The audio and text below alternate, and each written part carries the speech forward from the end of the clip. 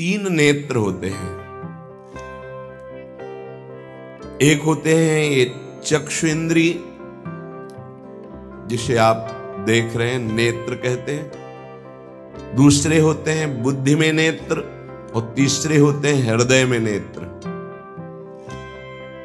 जिनसे संसार देखा जाता है, विषय देखा जाता है, स्वप्न देखा जाता है, जागृत देखा जाता है। ये नेत्रेंद्रिय से देखा जाता है। इससे ना आप किसी महात्मा की स्थिति को देख सकते हैं, ना भगवत स्थिति को देख सकते हैं। ये केवल माया को देखने वाले नेत्र हैं जो सबके पास हैं। चक्षु इंद्रिय, ये इससे आप किसी की स्थिति नहीं देख सकते, इससे आप परमात्मा दर्शन नहीं कर सकते, इससे आप तत्व दर्शन नहीं कर सकते। ये केवल ब्रह्मा के द्वारा रचे हुए नेत्र, ब्रह्मा की रचना को ही देख सकते हैं, बस। आगे है बुद्धि नेत्र। ये ज्ञान नेत्र हैं। जब बुद्धि में ज्ञान नेत्र प्रकाशित होता है तो तत्व बोध होता है, और भक्तों के हृदय नेत्र खुलते हैं। ही के नयन निहारे,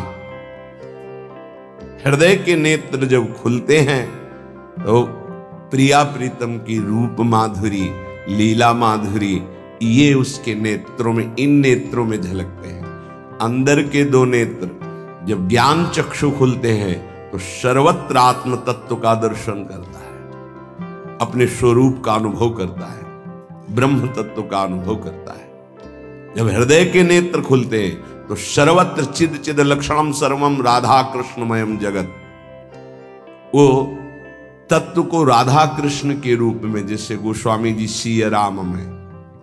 लेकिन इन नेत्रों से ये दोनों बातें नहीं देखी जा सकती, और इन्हीं नेत्रों से ये दोनों बातें देखी जा सकती हैं जब बुद्धि के नेत्र खुल जाएं और हृदय के नेत्र खुल जाएं। उपासक हृदय के नेत्र खोलने का प्रयास करें।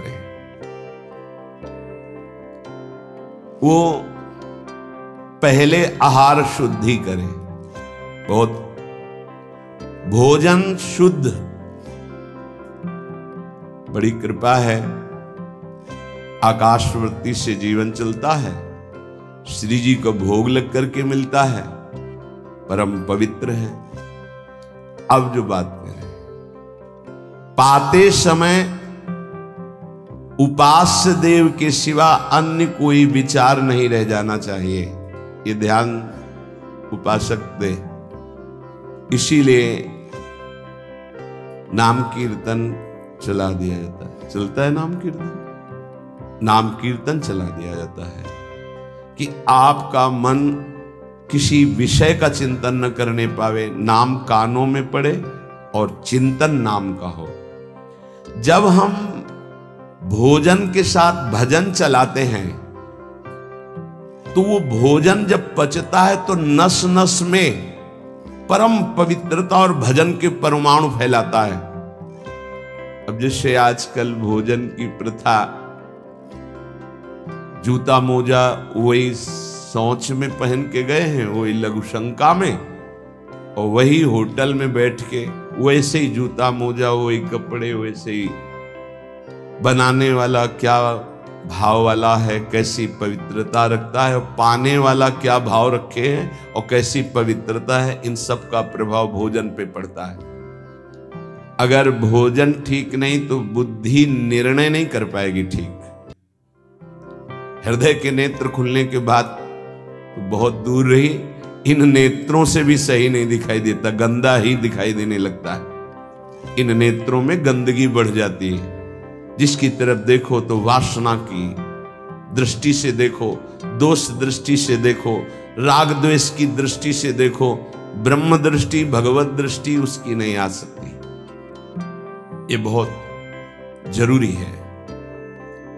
अरे कहीं भागा थोड़ी जा रहा है भोजन, धैर्य पूर्वक चिंतन करते हुए, नाम चल रहा है तो उसी नाम का चिंतन करते हुए। अब जैसे अपने लोग पूर्वाभ्यास तो पद चला लिया, बड़ी सुविधा रहती है।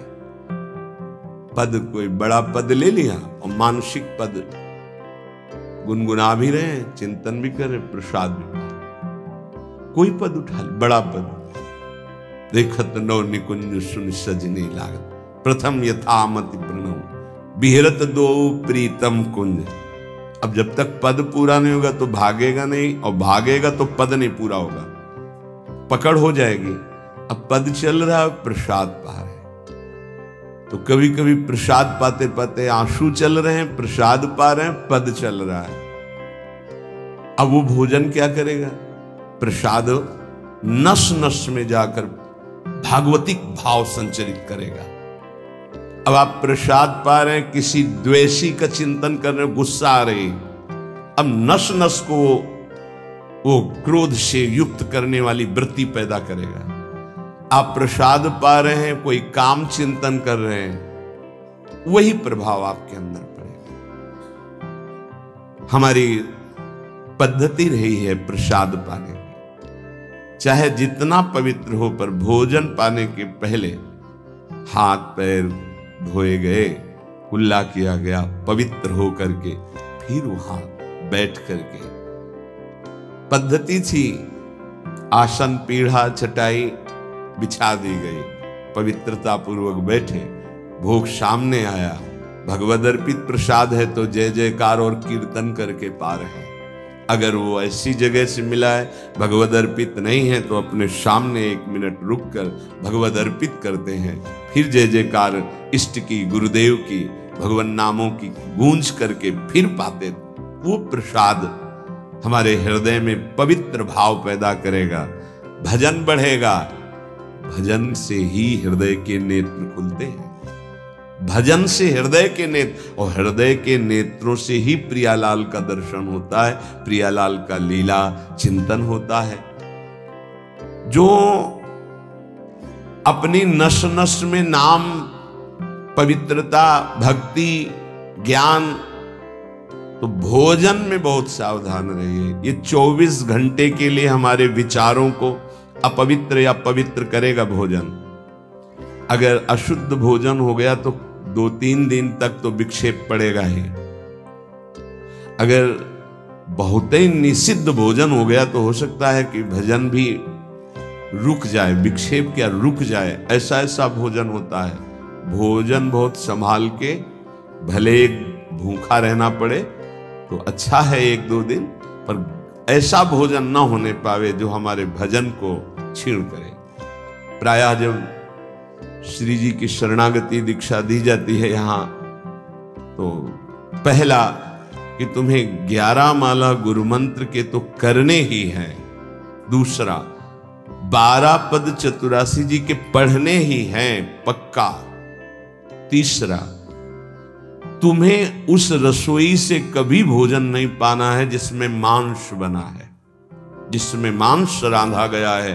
भले तुमको वहां दाल रोटी खीर और ये सब बना के दे, पर वो सात्विक भोजन नहीं होगा, वो राक्षसी भोजन होगा, क्योंकि वो रसोई अपवित्र है, उसके पात्र पवित्र। ये दीक्षा के समय दिया है। चौथा, जो तुम्हारे उपासना की, इष्ट की, गुरुदेव की, संतों की, भगवत स्वरूपों की निंदा करे, वो चाहे रिश्तेदार, नातेदार, चाहे कोई भी हो, हम उससे संभाषण बैठकर नहीं करेंगे, कान में उंगली डालकर राधा राधा बोलकर चले जाएंगे। ये दीक्षा के समय शिक्षा दी जाती है। यदि आप अपने कुसंग को नहीं त्याग सके, भोजन का सुधार नहीं कर सके, तो भजन में रुचि नहीं होगी। ध्यान रखना, हम जैसा अन्न पाते हैं वैसा मन बनता है, जैसा मन होता है वैसे ही चिंतन होता है। हमें हृदय के नेत्र खोलने हैं तो हमें आहार पवित्र करना है। पवित्र आहार पवित्र चिंतन के साथ हमें पाना है, ऐसे जल्दीबाजी नहीं। जल्दीबाजी है तो हम नहीं पा रहे हैं, जब हमें समय होगा पा लेंगे। कोई प्राण थोड़ी निकल जाएंगे, एक बार न पाएंगे, एक दिन ना पाएंगे, नहीं निकल। कई दिन भोजन न पाने पर भी ऐसा नहीं होता कि प्राण निकल गए।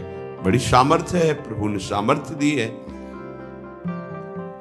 उपासक सावधान रहे, कहीं प्रसाद पाते समय कोई ऐसा दृश्य, ऐसी वार्ता न कर बैठे जो भजन में बड़ी हानि पैदा कर दे। जैसे आप मोबाइल रख लिए तो आप ऐसे दृश्य देख रहे हो जो आपका सर्वनाश करने वाले हो, भोजन पा रहे हो, तो आप निश्चित समझ लेना, निश्चित भ्रष्ट हो जाओगे, आगे नहीं बढ़ पाओगे, गिर जाओगे।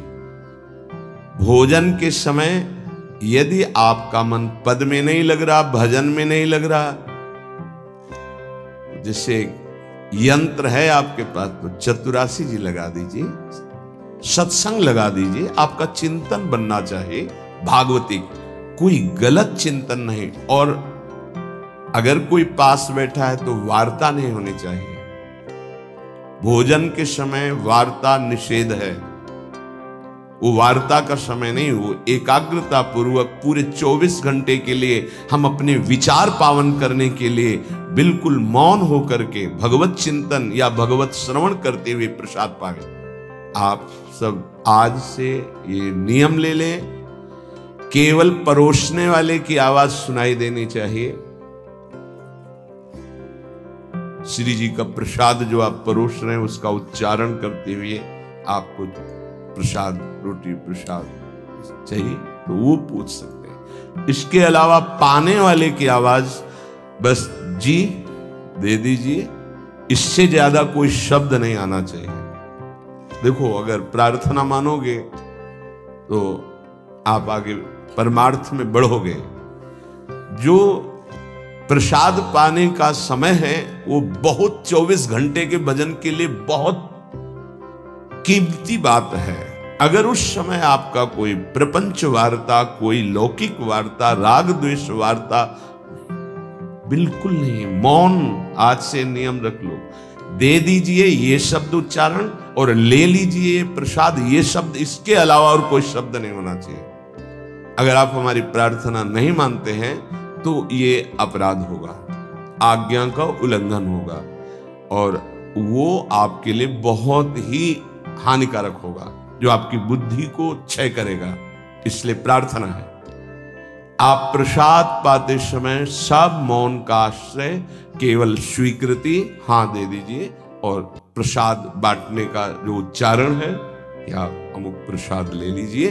बस नाम कीर्तन चलता है, नाम कीर्तन सुनिए, या आपकी क्षमता है तो उस समय नाम जप करते हुए प्रसाद पाइए। जिस जगह पर संत सेवा होती है, नाम कीर्तन होता है, ठाकुर सेवा होती है और परस्पर बैठ करके भगवत वार्ता होती है, उस जगह सारे तीर्थ अपने आप आ जाते हैं।